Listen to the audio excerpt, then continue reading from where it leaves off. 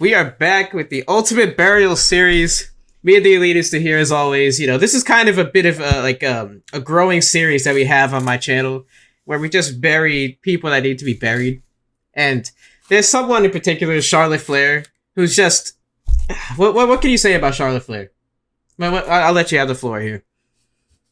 Yeah, look, a lot has been said about one Charlotte Flair, the Queen, over the past couple of years. Ever since she really started picking up titles and first-time evers, and her resume grew and grew, the slander towards Charlotte Flair has been growing and growing over the years. And in this video, this Ultimate Burial video, Kevin, we're only going to add to that because, my word, we've got plenty to say. So I guess I'll give the floor back to you. Suppose I'll switch gears back to you. Could you please walk me through why we're burying Charlotte Flair today? Well, let me say this off top. I know people are going to drag out this video I made about Charlotte where I praised her. And yes, I do think Charlotte Flair is great. But there's a lot of aspects of Charlotte Flair that is not great. Like, I think as a wrestler, she's really good. And that's really about it. As a character, she's boring. I mean, as a personality, her promo skills, charisma she has a bit. But she's just been overpushed. I think that's probably the biggest thing, is that she's overpushed and WWE forces her down our throats. Like she's some massive star. And I do think that if, Charlotte played second fiddle maybe to somebody that's better than her, like a Sasha or a Bayley over the past 4 to 5 years, we would look back at Charlotte more memorable, if that makes sense. It was just like, from 2015 when she came up from NXT to 2021, it's just been like, whenever Charlotte's on TV, you could tell the priority in the women's division is Charlotte. You could tell that the women's division is taken more serious.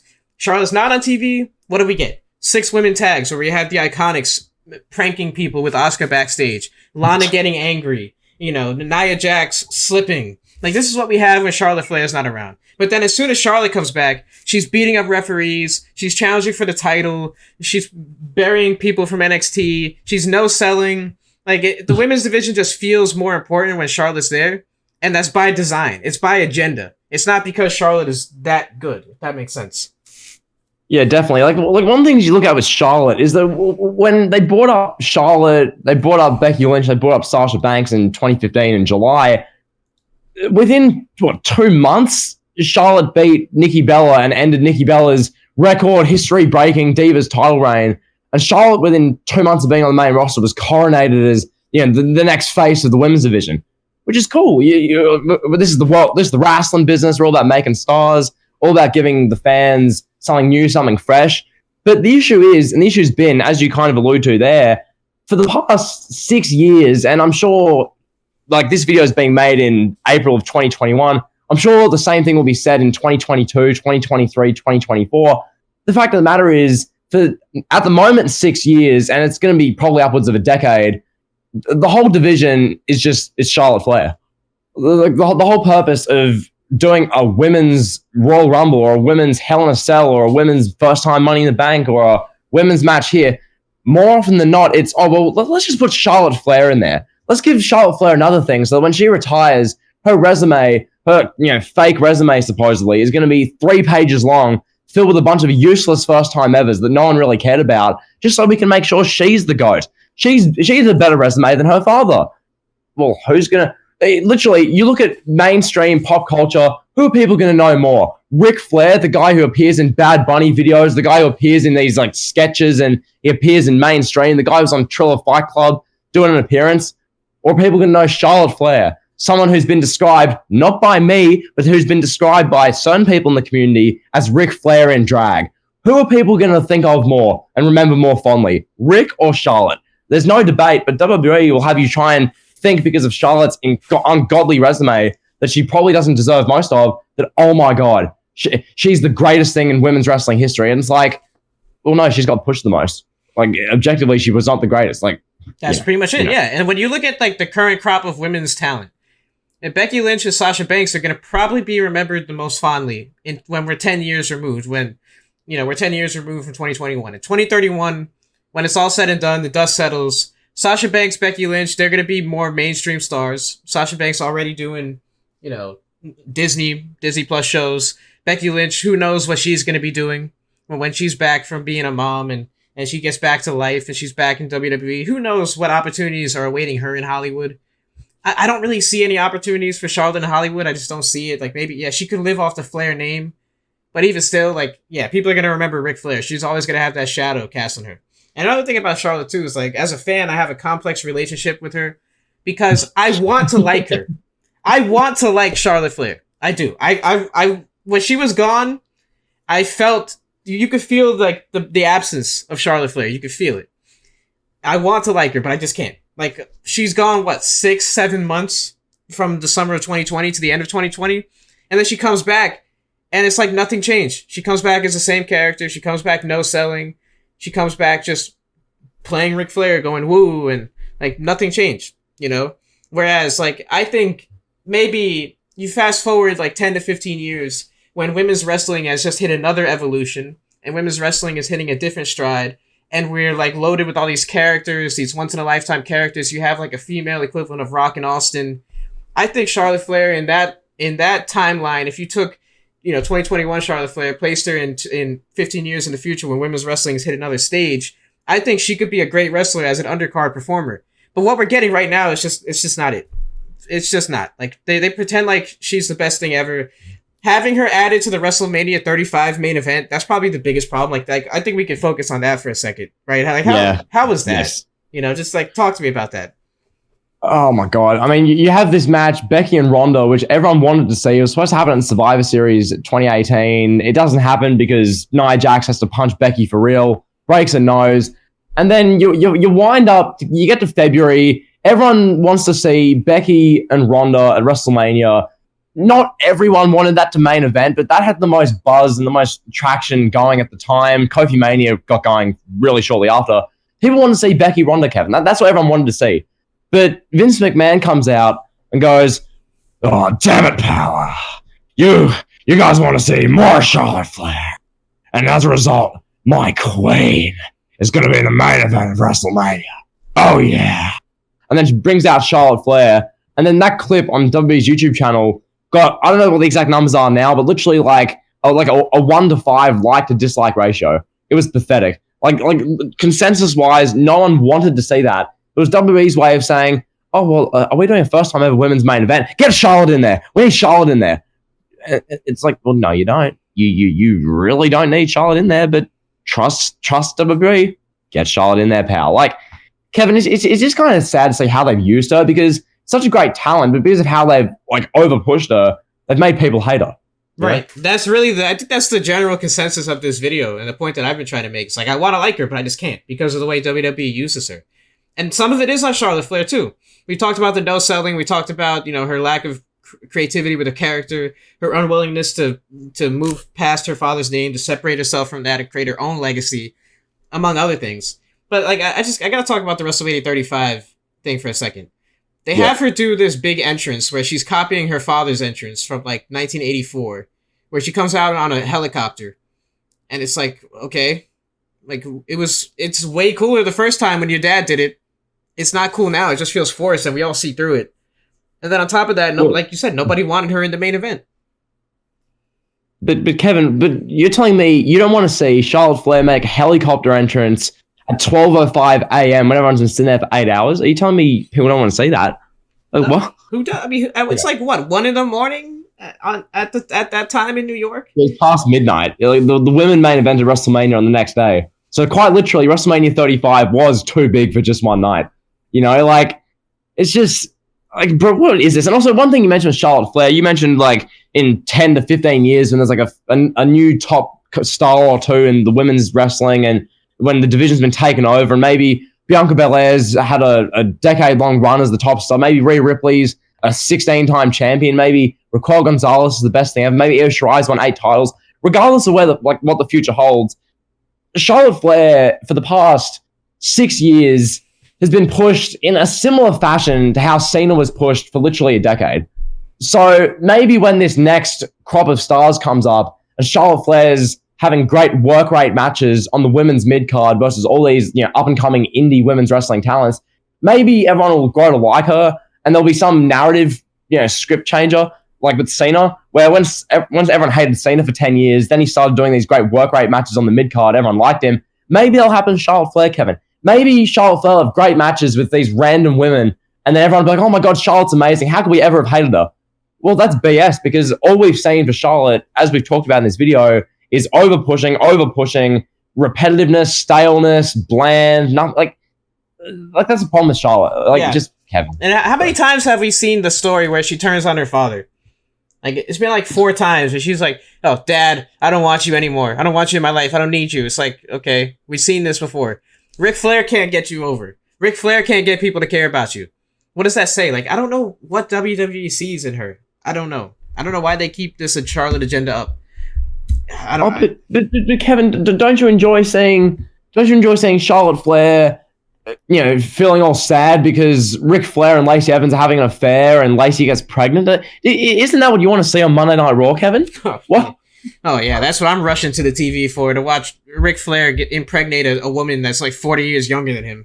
Yeah. Yes, you're desperate. You're desperate. You're literally, you're out and about. You're with your friends. You say, no, guys, I'm sorry. I've got to go now. I've got to get home, watch Monday Night Raw, rush home, turn on the USA Network at 8:30 p.m. And the first thing you see is Ric Flair and Lacey Evans ripping off the Triple H and Trish Stratus segment backstage as literally Charlotte opens the door and is like crying. How could you, Dad? Like, what is this, Kevin? Like, get out of here, dude. Yeah, what is it? What is this? Yeah. And then I got to go back, all the way back to her NXT time. NXT, jawn. She was legit, like a rising star. It was like, oh my God, Charlotte Flair is going to be the it star. Like, she's going to be it. But then it became evident once Sasha Banks and Bayley and Becky started developing their characters on NXT. It was like, these 3 girls are all better than her. But what did you say? Like, out of the 4 horsewomen, how would you rank them? For me, I have Charlotte on the bottom, honestly. Yeah, I mean, like, personally, I don't think, like, any of the 4 are, like, that much greater than each other. Like, I think they're all fairly, like, I don't know. Like, ranking them's always hard. It's very subjective. Like, you tweet out, rank the 4 horsewomen on Twitter. It's a guaranteed 1,000 likes and a bunch of just hate-filled mentions, for the next day. But, like, personally, if I had to rank them, yeah, I'd probably put Charlotte at the bottom. Because, like, the thing with Charlotte, it's too one-dimensional. Like, you look at her career, where's the character development? She went from the Queen to the Queen to the Queen. Like, at least Bayley went from, like, some hugger who a bunch of creepy middle-aged men fantasized over to, like, the Karen who, annoys you. Sasha Banks, I mean, it's a little thing, I know, but, the amount of hair color changes, attire changes, just changed and developed into from the boss to the blueprint, all this kind of stuff. And Becky Lynch went from someone who came out doing tap dancing, wearing Irish green clothes, to being the man main eventing WrestleMania, being the most captivating thing in the company. So, when you look at it that way, I don't know how to rank Becky and Sasha and Bayley, but I know Charlotte Flair's at the bottom, Kevin, So. Yeah, absolutely. And we got to bury this, too. Her 2020 run in NXT was god-awful. It was god-awful. Oh, Lord almighty. It was awful. Lord almighty. Like, I'm not even trying to be overly negative, and I know that's the tone of this video, but it was just awful. That's only one way to describe it. Like, Triple H was like, ooh, Charlotte's gonna fix NXT's ratings. We're gonna beat AEW. And nobody cared. Not a single person cared that Charlotte was in NXT. It was rinse, wash, repeat. Charlotte yells at Rhea Ripley, "Oh, I'm the queen," and then you could do a Rhea Ripley dialogue here if you feel up to it. But Charlotte's just screaming at Rhea Ripley, and Rhea's just like, "Yeah, I'm gonna beat you." Charlotte. I know you say you're the queen, but I'm gonna take that women's championship off you, Charlotte Flair. That championship belongs to me. This is my brutality. I am Rhea Ripley. Yeah, that's what we get. That's basically all it was. And then we go to WrestleMania, and maybe if circumstances had been different, if there was a crowd, maybe WWE would have had Rhea Ripley defeat Charlotte. But Vince was like, oh, there's no fans in the crowd. We gotta have stars. Gotta have stars in NXT. So Charlotte beats Rhea Ripley in this awkward match where it's like, if you don't know any better about wrestling, some people might mistake it that you're watching porn at the amount of moaning and screaming and just yelling that happened in this match. It was terrible. And then what did she do after she won the NXT championship? She went to NXT and did nothing. She didn't get anybody over. Excuse me. You're forgetting the great match she had with Mia Yim on a random pandemic NXT. You're forgetting the great match she had with, take your pick, Caden Carter, pal. I actually did forget that. I actually did. Yeah. And who can blame you, because it was as forgettable as it gets. It was Charlotte in an empty arena holding the NXT Women's title, a belt that she's well and truly above, and she's saying, I'm the queen. And then Rhea Ripley comes out, Charlotte, you are not the queen. Oh, my name's Rhea Ripley. Like, it's just, like, what is this, bro? What is this? Right, and then she loses the title to Io Shirai, and she didn't even do the job. Io Shirai pinned Rhea Ripley. And then Charlotte just shows back up on Raw, and it's like, I'm the queen. Okay, all right, like, what?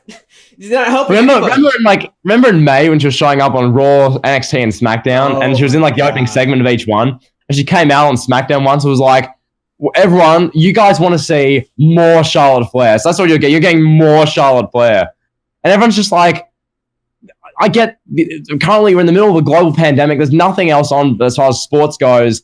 But even then, I'd rather watch nothing than watch more Charlotte Flair, you know? I'd rather watch reruns of, like, the 1999 Knicks, you know, or something like that. Or watch, like, the like, old Super Bowls and watch more Charlotte Flair. And that's another thing. I hate the way she talks. I hate her voice. With a passion. Did you hear her, like, I think it was last week or the week before, where she was talking to Asuka, like she was like a mentally challenged person, you know? She's like, oh, Asuka, you can't say that. Asuka, speak English. I'm like, bruh, stop. Her voice is horrible.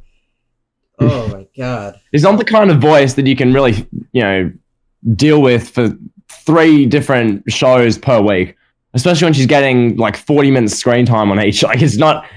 I don't think you can't really listen to anyone for that long, but especially not Charlotte and with her presentation. Yeah. Like, she would have an interview on Raw to open the show. She'd have a match in the middle of the show. Then she'd have another segment. Then we get to NXT. She would have another interview where her and Rhea Ripley are screaming at each other for no reason. And then she'd have a match on NXT versus Mia Yim or whoever. And then on SmackDown, she'd have a tag team match or whatever it was. She'd show up to you. She'd do an opening segment. She'd be standing in the ring with Sasha Banks, Bayley, and like Tamina Snuka. And then there'd be like some singles match, and then there'd be a tag match, and there'd be 2 backstage interviews of Charlotte. And it's like who is writing this? Well, Vince and Bruce, we know that. But like, why are they writing it this way, dude? Like, is this the show structure that's going to make people go, yes, I need to see this? Like, no, pal. Like, just go away. For the love of God, go away.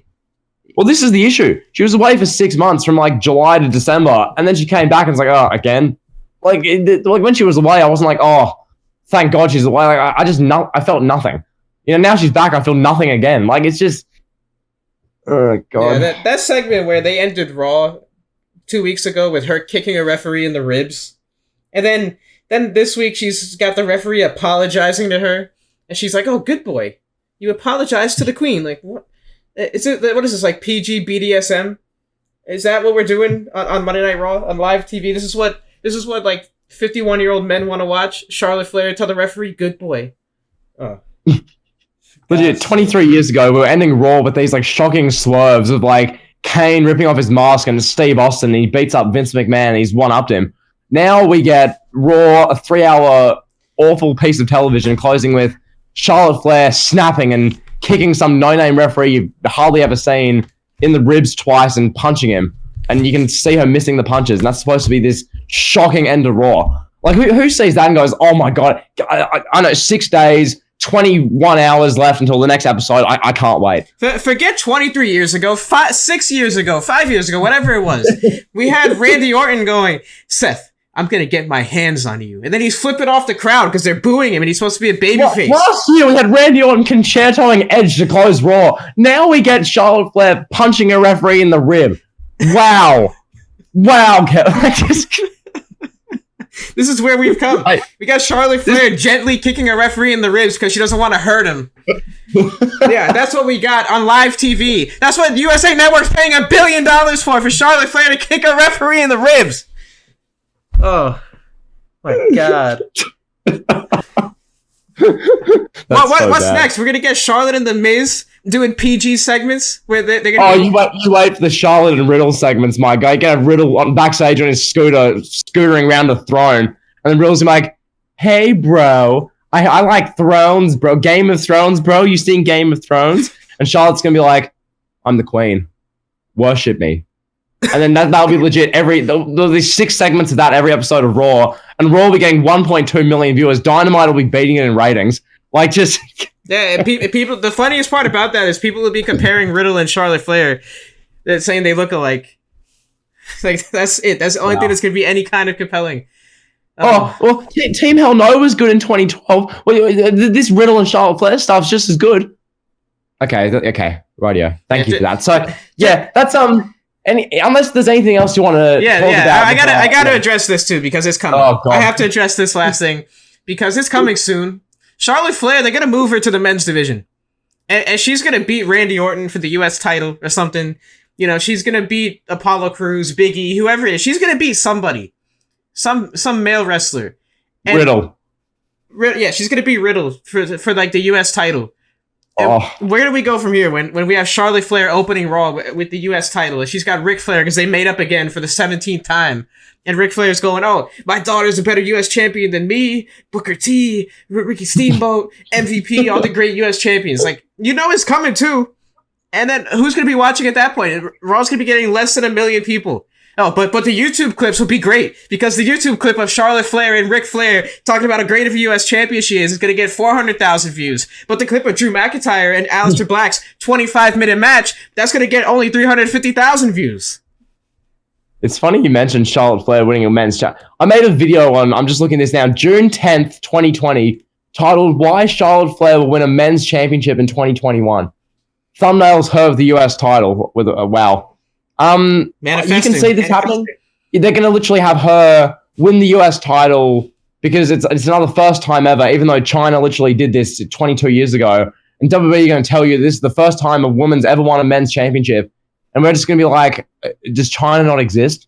I guess not. Like, what, bruh? Yeah, just wait. She's going to enter the men's Royal Rumble. She's going to come down to the final 3. And then, like, Roman Reigns is going to throw her over the top rope. Something like that. Like, it's just, where do we go with this Charlotte Flair nonsense from here?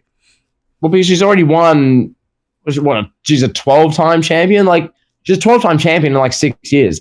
But is she going to finish her career with like 28 different championships and, by far the greatest women's wrestler ever? Like, picture her Hall of Fame video package. It's going to be legit, like Michael Cole being like, oh, well, Charlotte Flair paved the way for many WWE women and superstars all around the world. She had a great WWE career. Like, Yeah, they're gonna pull up some random Joe Blow that's training in the Performance Center. They're gonna give him $1,000 to say that Charlotte Flair is the reason why they wanted to be a wrestler. Yep, and they're gonna have literally JBL being like, Charlotte Flair is the greatest of all time, Michael. 29-time women's champion, 6-time tag team champion. Every first time ever, you name it, Charlotte Flair did it, Michael. Hall of Famer, Michael. Like, yeah, she's going to be a 5-time Hall of Famer. She's going to go into the Hall of Fame, like, for being Charlotte. She's going to go into the Hall of Fame as a member of the 4 Horsewomen. She's going to go in the Hall of Fame as, like, a founding member of NXT. She's going to go into the Hall of Fame for something else. They'll make up something else. They'll put her and Asuka in as a tag team or something, just to give her 4 Hall of Fame accolades. Oh, God, I'm done. Yeah. I'm done talking about Charlotte. That's enough for this video. I'm done. Legit, yeah. So in closing, Charlotte Flair is an I don't even know what word to use. An interesting, divisive talent who WWE love to utilize at any chance possible to only alienate their viewing audience, because I don't think there's really Charlotte Flair doesn't even have like a notable stan community. Like all these other 4 horsewomen, like you see people standing Bayley because of her moveset, we'll say. You have people standing Sasha Banks. Like, literally, she's their god. You've got people standing Becky Lynch and posting pictures of her, like, ultrasounds. And you've got, stands for Liv Morgan. Charlotte hardly has stands. Like, people just don't care that way, Like, absolutely. Yeah, Charlotte's fan base consists of people that are like, oh, that's Ric Flair's daughter. I gotta follow her on Instagram. I watched the NWA in 1979. I love Charlotte Flair. Like, get out of here, dude. You creep. Oh, that reminds me. That's another thing I gotta say, too. One more thing before we get out of here. You just reminded me. You have all these old-timers, like Jim Ross, Jerry Lawler, JBL, guys that are, like, deep South rooted, that grew up idolizing Ric Flair or worked with Ric Flair, and they all sing the praises of Charlotte Flair. Like, she's the best wrestler of all time. I don't get it. I just don't understand it. You have like Eric Bischoff. Greatest of all time, Mark. She's the greatest of all time. It just fits into the narrative. Why? Like, why is Jim Ross praising Charlotte Flair? He knows that Britt Baker is better than her. Stop. Like, all right, sounds like you're on the AW payroll there, Kevin. Yeah, I work for Tony Khan, pal. Damn, pal, you're getting some big fat checks from the elite under the table, are you now, Kevin? Get that sweet Khan money, baby. Yeah, the sweet Khan money, pal. Is that what we're doing? Okay. Anyway, we've been here long enough. Like, comment, sub. Just go check out the Elitist channel. Check out Elite Heat. Sub the Bonafide Heat if you haven't already. Kevin, it's been fun burying the queen. You know. Yeah. Tell us who you want to bury next and all that good stuff. And yeah, we'll talk to you guys on the next one.